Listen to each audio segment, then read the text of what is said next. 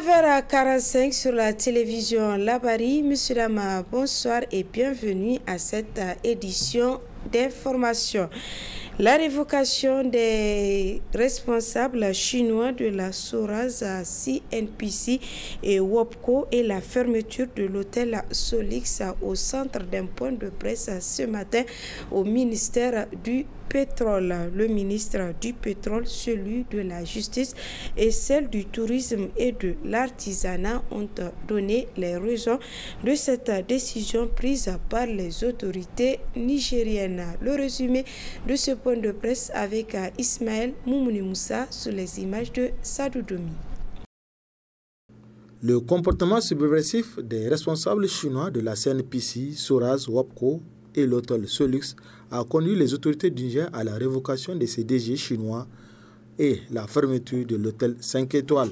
Le non-respect des textes en vigueur par ces responsables chinois leur a valu leur départ définitif du Niger, comme en atteste le ministre du Pétrole.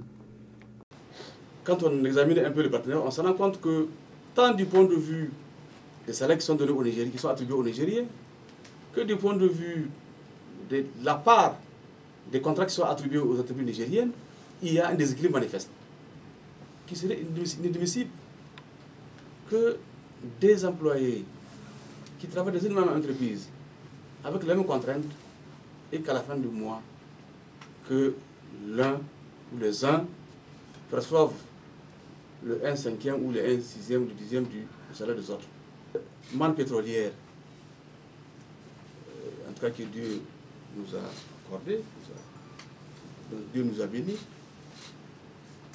doit nous profiter à travers la maîtrise des Nigériens.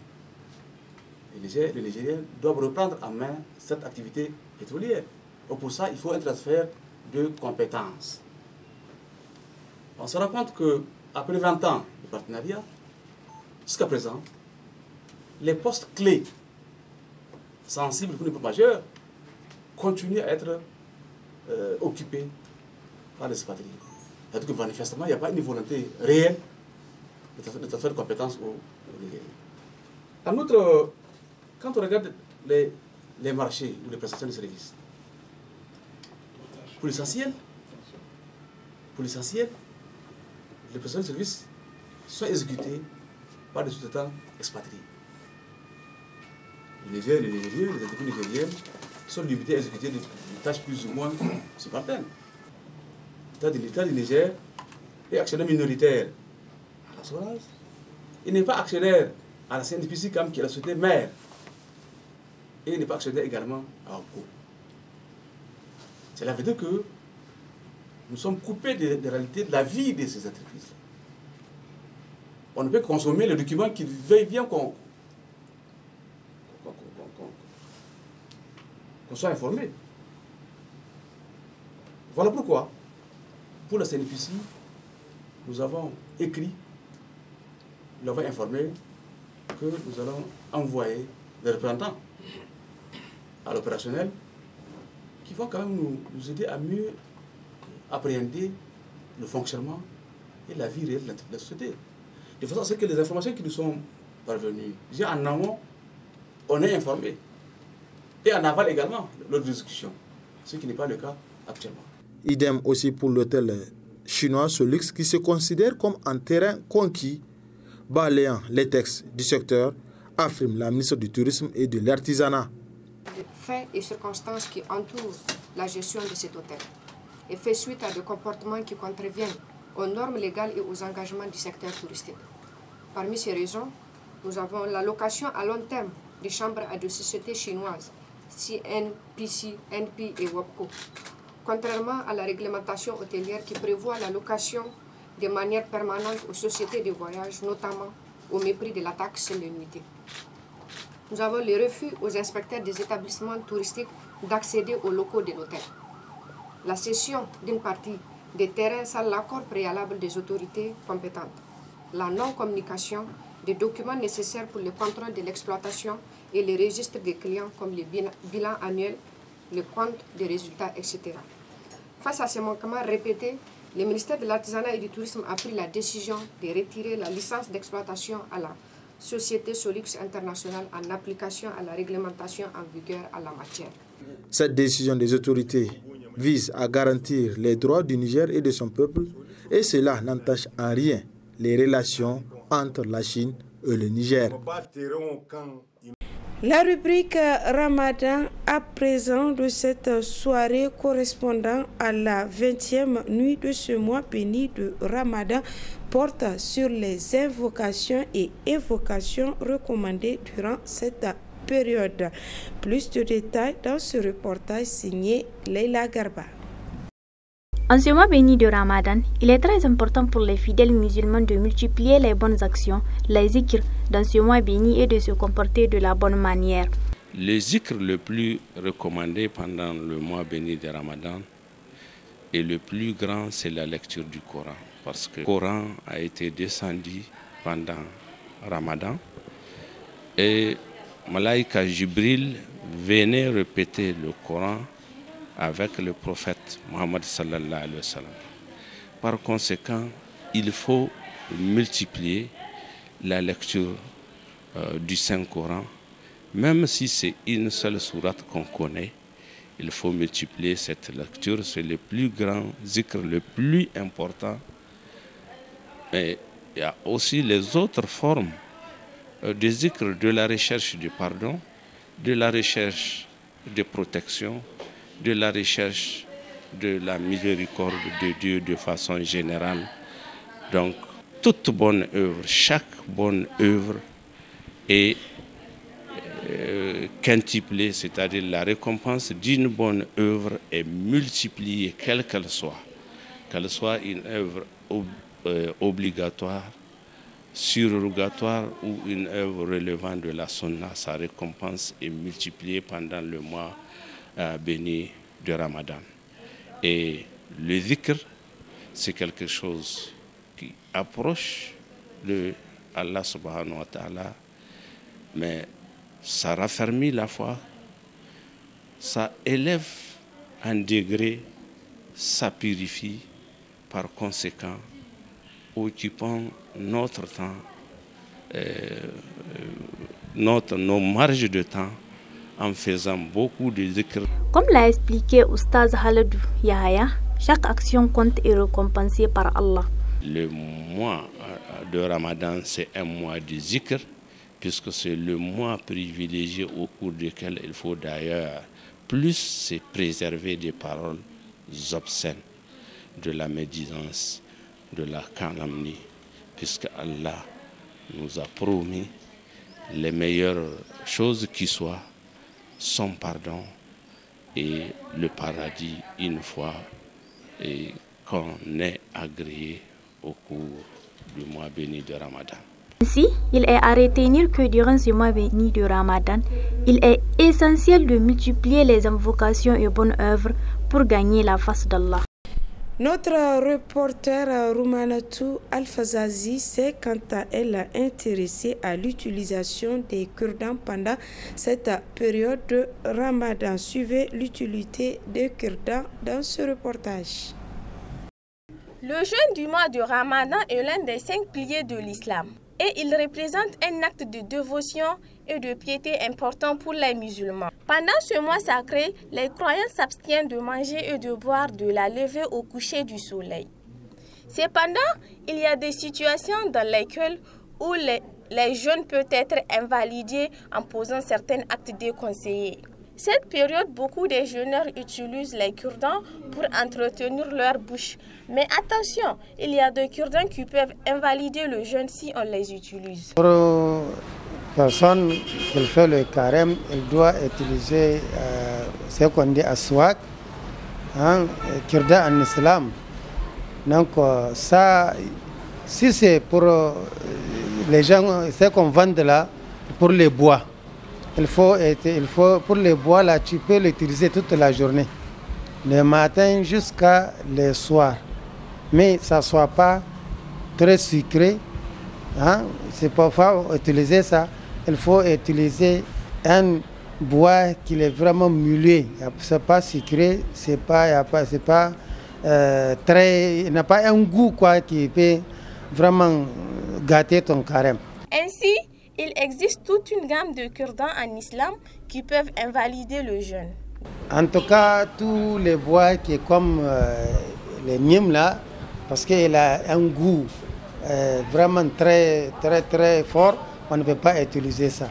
Et aussi les tourarés là, parce que son goût aussi, ça peut gâter le carême. Parce que tous ces genres, les bois là, les prophètes l'ont interdit d'utiliser ça quand la personne est dans le carême, Inch'Allah. Merci. Ceux qui utilisent les brosses. Les brosses là, on peut les utiliser après les souhours. Quand tu as fini les souhours, tu peux utiliser ça. Mais après le matin, quand tu vas au travail ou bien tu vas au marché, tu ne peux pas utiliser ça.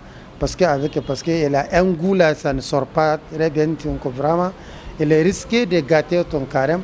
Voilà, les brosses là, il faut les utiliser après les souhours, mais pas les matins. Quand tu vas vers 7h là ou vers 8h, il ne faut pas l'utiliser ça parce que ça va gâter le carême. Les jeûneurs doivent donc être vigilants et respecter les règles établies par la religion.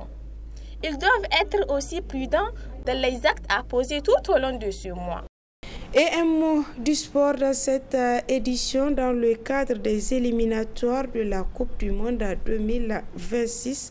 Le MENA national séjourne depuis quelques jours au Maroc. Les poulains de Badou Zaki se préparent activement avant d'affronter le Maroc sur ses propres installations. Ismaël Moumouni Moussa pour le compte-rendu.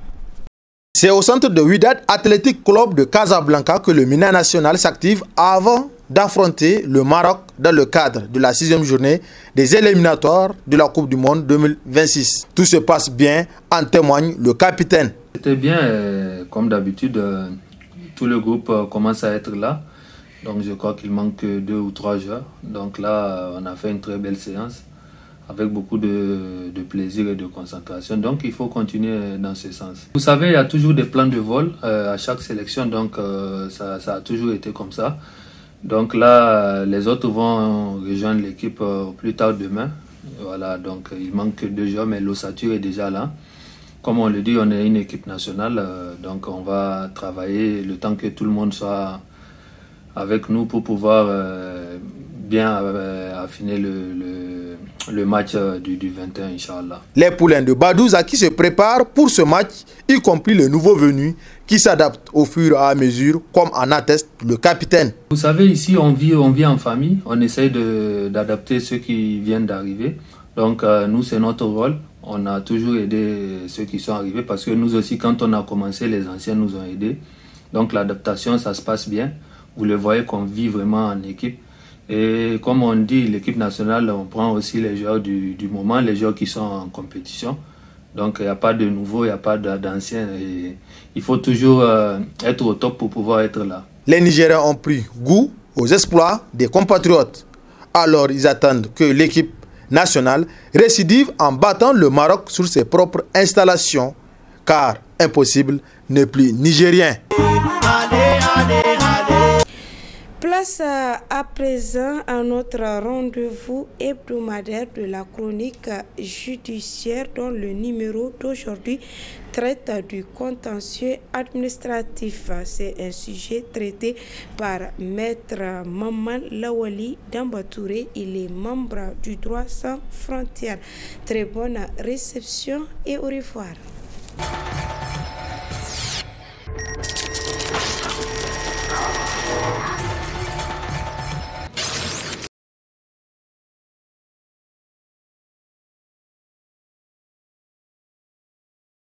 Le contentieux administratif désigne un litige. Il est administratif lorsqu'il se rapporte à un procès auquel sont parties les personnes morales de droit public en général ou en particulier les litiges qui naissent des activités de nature administrative, quelles qu'en soient les parties au procès, qui sont soumis à une juridiction administrative par application des règles de forme et de fond relevant du droit administratif. Donc cette définition a 5 centres d'intérêt qui vont nous permettre de faire le contour de la matière. Premièrement, les litiges sont classés de manière classique en deux grandes catégories. Il y a le contentieux de poursuite et ensuite le contentieux de recours.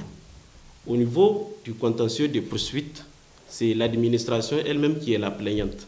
Mais ce contentieux n'étant pas développé dans les pays francophones et plus particulièrement au Niger, il ne sera pas abordé, mais nous allons beaucoup plus approfondir notre analyse sur le contentieux de recours.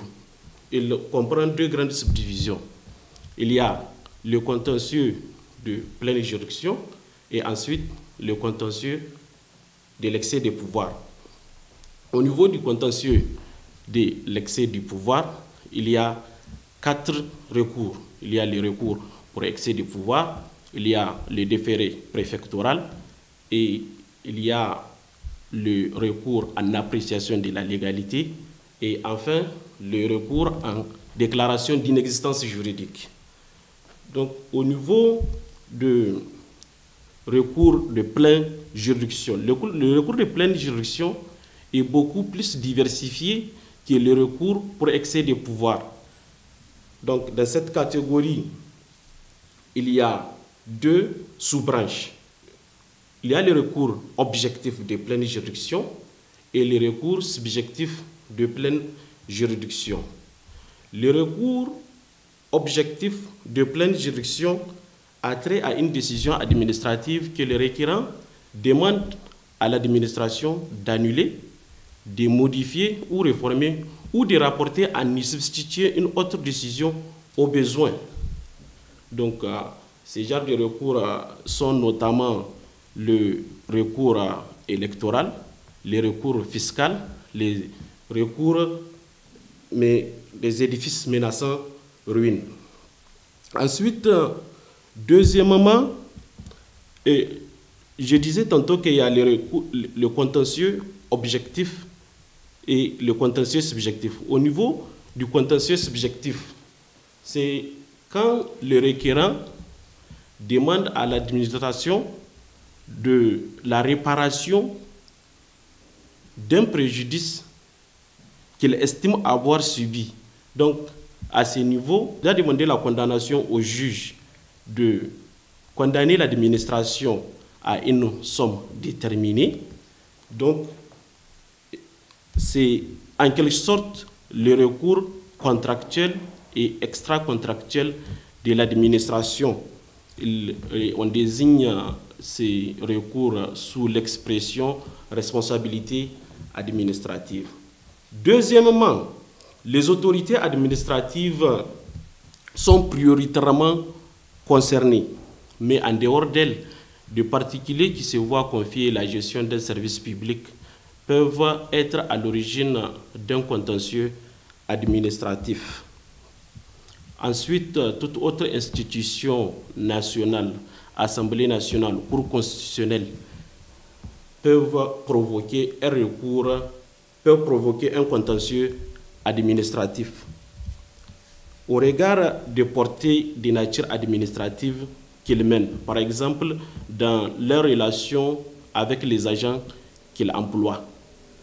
Donc, en cas de recours incident de la part du juge judiciaire, on parle aussi du contentieux administratif. Et souvenez-vous, il y a un de nos chroniqueurs qui a développé la question préjudicielle et ensuite la question préalable lors des numéros passés. Donc, à ce niveau, je vais revenir là-dessus, comme la question préalable, c'est celle que le juge peut trancher lui-même. Et ensuite, la question préjudicielle, celle que le juge ne peut pas trancher, il va falloir qu'il se dessaisit au profit du juge compétent. Donc, c'est dans cette circonstance qu'on parle du recours incident de la part du juge judiciaire. Donc, en matière d'appréciation de la légalité, plus précisément dans ce cadre du recours pour excès de pouvoir, il va, quand la question se présente devant lui, il va se dessaisir au profit du juge de l'excès de pouvoir. Comme lui, il n'est pas compétent pour apprécier la légalité, ou bien il n'est quasiment pas compétent pour apprécier la légalité d'un acte la question de l'acte qui est posé devant lui. Troisièmement, l'administration peut mener des activités en se plaçant dans les mêmes conditions qu'un particulier. Et dans ces conditions, la répartition de compétences contentieuses se pose sur la base d'un critère d'une gestion publique par opposition à la gestion privée. Quatrièmement, le juge judiciaire concurrence âprement le juge administratif dans des matières qui relèvent de la compétence de celle-ci. Et en contrepartie, lui aussi, le juge administratif érode un pan non négligeable de la compétence du juge judiciaire. Par exemple, en matière de protection des droits fondamentaux et des libertés publiques. À ce niveau, mis à part le juge constitutionnel, le juge administratif et judiciaire deviennent simultanément des gardiens des libertés publiques et de l'intérêt général. Ensuite, cinquièmement, nous allons approfondir notre analyse sur l'organisation même judiciaire en tant que telle. Donc, la loi 2018, comme sa devancière, la loi 2004-50, portant organisation judiciaire à la République du Niger, ont prévu la création des tribunaux administratifs au siège de chaque tribunal de grande instance. Mais avant l'installation, elle dit qu'avant l'installation de ces juridictions, c'est toujours les tribunaux de grande instance qui continueront à connaître de la matière administrative. Donc à ce niveau, c'est le même juge, mais avec répartition de compétences en ce qui concerne la répartition de la compétence judiciaire et ensuite la compétence administrative. Ça, c'est en instance. Maintenant, en appel. Donc, l'appel des décisions qui ont été rendues en matière administrative s'est fait devant la chambre administrative de la cour d'appel. Et à ce niveau, notez qu'au Niger, nous avons jusqu'à présent 3 cours d'appel. Celle de Niamey, Zender et ensuite celle de Tawa nouvellement créée. Donc, au niveau de cassation, là aussi, ce n'est pas la Cour de cassation qui est compétente en matière administrative, mais c'est plutôt le Conseil d'État qui est compétent en matière administrative. Et là aussi, il y a la particularité de cette juridiction parce qu'en dehors de cette compétence que je dirais normale qu'elle a du moins, parce qu'on parle du Conseil d'État, il y a aussi la compétence exclusive qu'il a en matière du recours pour excès des pouvoirs.